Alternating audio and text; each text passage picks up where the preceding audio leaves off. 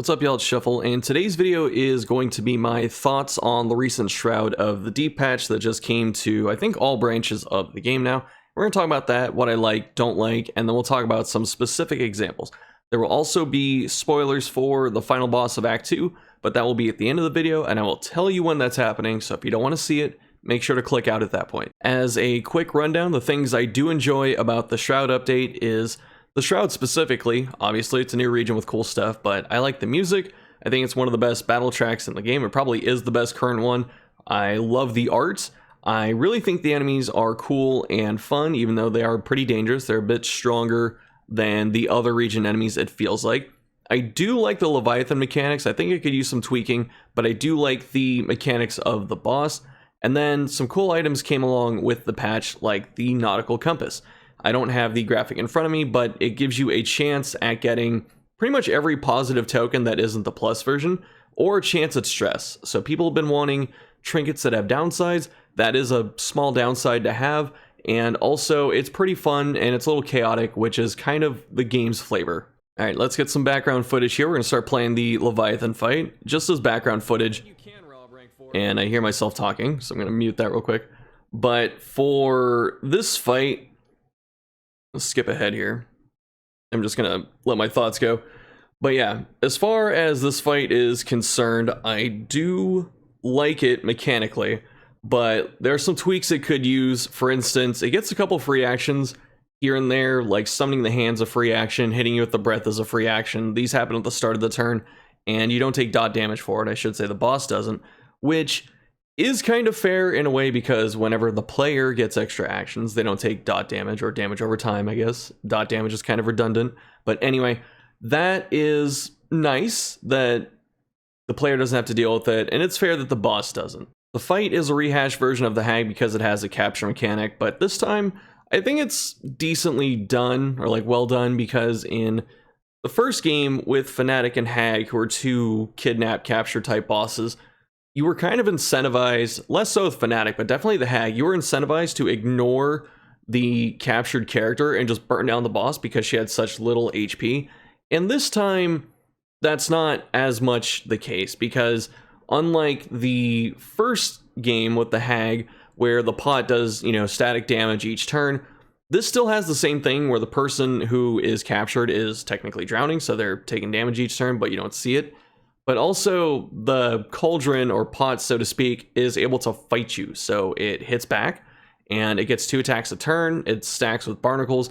So there's some really cool synergy there, and strategically, it's pretty fun, even though it is a capture boss. But this is definitely the best capture boss they've done so far. The thing that is also cool is that other characters aren't immediately nullified. Like, Leper was not a good character for Hag in the first game because he couldn't hit rank 3 or 4, so all you would do is chop the pot unless you spam Intimidate.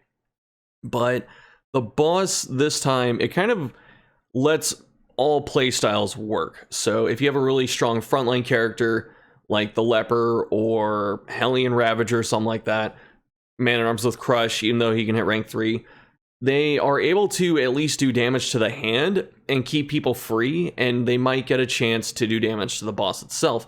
And if they get captured, usually Man-at-Arms and Leper have slightly higher move resist. They have access to Poet and Sergeant, which make them move immune, and that makes it so the capture mechanic simply fails on them.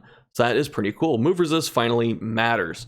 But where the boss, like I said, where I didn't like it is that it really does, it just cleaves you, which I'm not the biggest fan of. I know people hear me talk about that a lot, but I feel like when a boss just spams cleaves, aka AoE attacks, so things that hit your entire party, when that's all it does, it feels kind of lazy because there's really no interactivity there from the player's part. Like, you can blind it and weaken it and stuff like that, but there's no cool stuff you can do like guarding, because this boss just doesn't care about guarding or taunting with the way the Baleful Gaze works.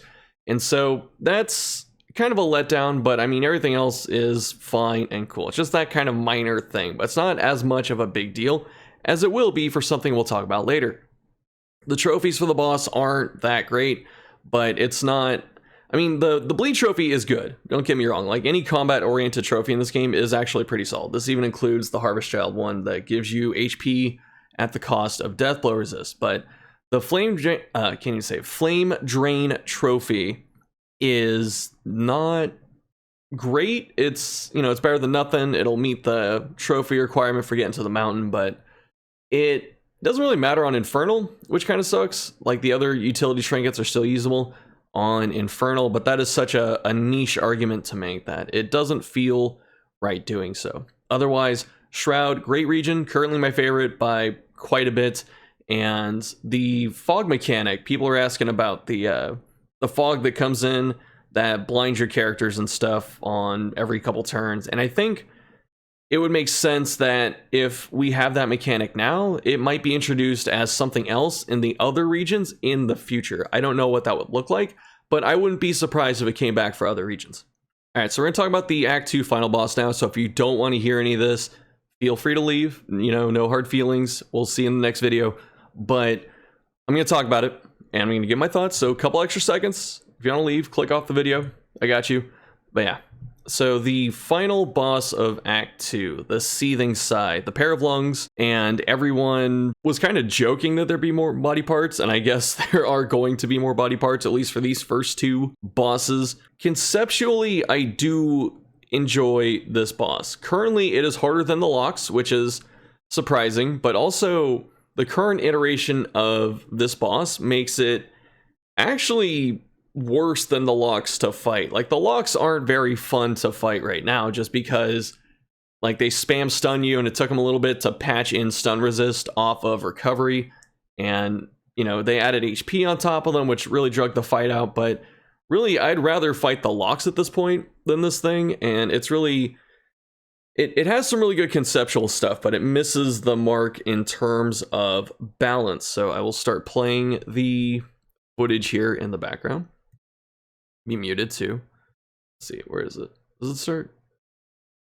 Okay. All right, enjoy the footage. Sorry, I'm not using my cam today, or at least for this video, because I'm still in wake up mode where, you know, in my my messed up hair and stuff like that with what little hair I have, so I apologize about that. But with this boss, so I think the animations are sick. They look so freaking good. The boss itself is horrifying to look at. It's kind of this weird tubey lung angel dragon thing, and I think the aesthetic is amazing. It really is a awesome looking boss. Like I said before, very cool conceptually. It requires a lot of target swapping, so you have to be able to hit rank 4 and rank 1 and rank 2 for, you know, big damage. And also your team, or the player, has to know their team very well to understand how much damage they could put out. Even though you can look at the numbers and stuff, but just knowing what your team is capable of really helps in this boss. So knowing when you can get, you know, 15 damage on the back lung, and then, you know, 20 damage or whatever it is up front, being able to stack up strength and crit, or get through blinds that this thing likes to give you, all of that is really helpful to know. So it does test player knowledge and skill, which is really good. But after that, the boss itself, especially with the recent update, it really just isn't fun, and I don't think it's in a good place. So the boss itself, yeah, it does have very low debuff res on the two side lungs, so you can use vulnerable and stuff like that, but the boss really just doesn't let you do anything after a certain point. It likes to, you know, throw blinds at people and weaken, so you have to spend turns recovering in order to do damage, and you have inconsistent damage because you might get blinded and you can't hit the thing, you know, you miss your next turn, or you have weaken, or whatever else happens, you know. And so dealing with that is already burdensome. And where this boss, I mean, you could say it's difficulty, but I really just say this shouldn't be, you know, I'd really like it if this was changed, is that the boss, it does back-to-back, like, deep breaths, which can be really bad. It can shallow breath the same lung over and over. And when you have these damage thresholds that you have to meet, you really are incentivized to do setup attacks, like Burning Stars with a Cultist, or give Hellion Strength and then use Iron Swan, for instance. Like, there are ways you can deal with this, but the fight itself doesn't let you. It gives you blind, and it gives you weak and stuff like that, and you could be saying, Well, Shuff, you know, since it's doing that, you really have to have, you know, cures on deck like Indiscriminate Science or Holy Water, for instance, and you're right about that, but the reason it's not feasible long term or it's not enjoyable in its current state is that the boss has so much life and it cleaves your team every single turn without fail. Every single turn, it does like a minimum of like 5 damage to your entire team plus stress. And so this fight is going to go, you know, 10, 12 rounds, something like that, unless you have a really strong damage team and a very good plan, which I've seen people burn this boss down still at like 5 turns, but I had to take a sip of water there. But yeah, besides that, it is definitely more punishing than the locks. And something Thick was talking about that I wholeheartedly agree with is this boss doesn't really care about the token system. It likes to give you tokens, sure, but the boss itself, since it goes through so many turns, like per round, whatever you want to call it, it gets rid of all of its blind tokens and its weak tokens by the time it hits you with the breath attack. I mean, if you have someone really slow, you might be able to get it on there, but really only 2 characters, I believe, can inflict weaken right now. 3. I think it's 3. It's PD, I should say Plague Doctor, Hellion with Yop, but who uses Yop? And then Occultist with Weakening Curse. So those are pretty much your best options. And also, I think someone told me, I think it was Ranger, that the boss itself might ignore blind with some attacks, probably the cleave at the end. So this boss doesn't really care about what you do to it, but it hits you with a bunch of stuff. And since it can do things like deep breath back to back, that just makes it, you know, ridiculously more challenging than it needs to be. Not even like a good type of challenging. It's just the boss is asking you questions that you can't answer at a certain point, and that's just not fun. The other thing I really don't like is that after like a day or two, Red Hook decided to slap like an extra 200 HP on the whole encounter. I don't remember the exact number, but it went from like 450, 500 HP to like 700, something like that. So this boss just stays around for a long time. And then it has DBR at the end too, which is, you know, kind of pointless with the current HP buff. And that's not to say that the boss is impossible. That's not to say that you can't do something about it. I'm not, you know, crying because I couldn't beat it. I've beaten the boss in the current or the old patch before, and I feel like I've been pretty even-handed with my criticisms of this game. Like, if things are too weak, I like to say they're too weak, and if things are too strong, I like to say they're too strong. And currently, this boss, I don't like the direction it's heading in or its current state. I would much rather have, you know, effective HP added to the boss in different ways. So instead of just a flat number of HP, I'd rather the boss maybe gets access to guard tokens, not guard tokens, but like more block tokens, or maybe it guards its own lungs or something like that, which would be kind of, you know, weird considering you have to do damage, but just little things that let the player interact with the boss. Giving the boss more HP doesn't let you interact with it in a meaningful way. It just drags the fight out for another, you know, 3 turns. And that's just not enjoyable to me. The boss itself is kind of a slog at this point. This is something the game has been having trouble with some of the other bosses, like General. General just takes way too long as a fight. You know, you just have your brain melting while you're fighting that. The boss, or I should say the lungs too, since they don't move forward when the front one dies, a lot of, you know, good rank 1 damage moves like bleed out, point blank shot, even courageous abandon if you wanted to go that way, just don't function against this boss after a certain point. And also, that means that you have to have specifically rank 4 reach. It's also dot immune unless you spam the Ikers, that item that lowers the dot resist, but I don't consider that a legitimate strategy just because it's like with the locks, people would say, oh, you just get stun resist poultice and it's easy, that's why we don't need stun resist buffs to come back, and it's like, that's not how it works. You're not guaranteed to get those items, and the boss shouldn't be designed around an item. The boss should be designed around character skills and player ability. Finding random items isn't really player skill, at least to me.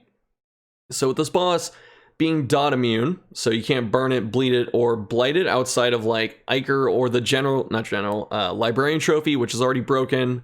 I definitely expect that to get nerfed at some point in the future. If you don't have any of those things, you have to hit it with direct damage. And so if you're trying to set up with Burning Stars, you can get blinded, or the boss can taunt at a certain point, and then you don't get to hit rank 4. If you want to use Iron Swan, same thing. You can get blinded, can't do damage, or you can get taunted. The other one would be something like a path, and I don't think bosses should be designed around paths.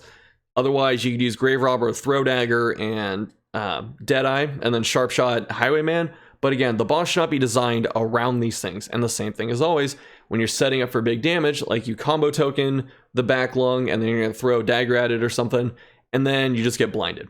And so if you really need to do things like put milk on everyone or holy water, something like that, then you're sacrificing other utility items that could be really helpful, like either damage items or healing items or laudanum, for instance, or oasis water. Like, there are so many things you have to trade off. My final couple points on this boss is I don't think we need bosses that last longer. I know that can feel kind of epic sometimes, but really, we need shorter fights in this game, not longer ones, in my opinion. I feel like this game already, takes up a lot of time that it shouldn't through stuff like relationship barks and certain long encounters or defensive monster mashes and stuff. So I understand that, but I don't think, it's okay if this boss lasts 6 turns. It doesn't have to go 14. It's okay if it lasts shorter. But also, there were a lot of drawn out bosses in the first game. There are very slow bosses like the Pounder and Guardian and Sleeper to an extent, and it just I'm kind of done with very long boss fights. It's okay if this one is a rush, but it currently is not. The other thing, or I should say my final point that I'm going to make about this boss, I'm going to end my, small rant here, but this boss is another example of something that incentivizes players to ignore mechanics, and I don't think that's how bosses should be. You should never feel the need to ignore what the boss is doing. I personally don't want that either. I want to interact with what the boss is doing. If the boss is inhaling a bunch of air and I have to do damage to these 2 lungs, I want to do damage to those lungs. I don't care if it's the least efficient sometimes. I want to do it. I want to interact with the boss. But currently, what I'm seeing from other streamers and I'm reading in Discords and stuff is that, especially when people got to this boss the first time and they didn't know what it was capable of, they would kill 1 lung and then just rush the boss down because they didn't know if there was a phase 2 potentially and what it would look like. The other thing too that I don't like in that point is that now that people understand how the boss works, they're still doing that. They kill the front lung and they say, I would rather take a 1 breath token cleave and just kill the boss than try and scrape together 200 damage to kill the lung in the back. And that's not okay, People shouldn't feel the need to rush the boss down. That should never be the optimal strategy to handle a fight. It is effective, and yes, it will happen sometimes for other bosses, and it's just regrettable, but it's understandable. But outside of that, it really just shouldn't be. That's it for this one. Let me know what you're thinking down below in the comments. Otherwise, I think this patch has been fantastic. I really do like the direction the game is going in. I think it's heading to a fantastic place. It does need some help, obviously. We're in early access for that reason, but I do like a lot of the choices, and every time they put out a content update like the Creature Den or the Shroud so far, it's always just been so enjoyable, and you're starting to see what this game is going to be capable of and what it will look like when it's done. And I think it will be amazing. And I'm not saying that as, a content creator. I'm saying that as just a player of the game. I legitimately have, a bunch of fun and enjoyment every time they release something new because it just shows all this improvement and awesome stuff. And that's not even talking about the other things that came in this update, like the intro sequences with the stagecoach. Anyway, that's it for this one. Thanks for watching, and I'll see you next time.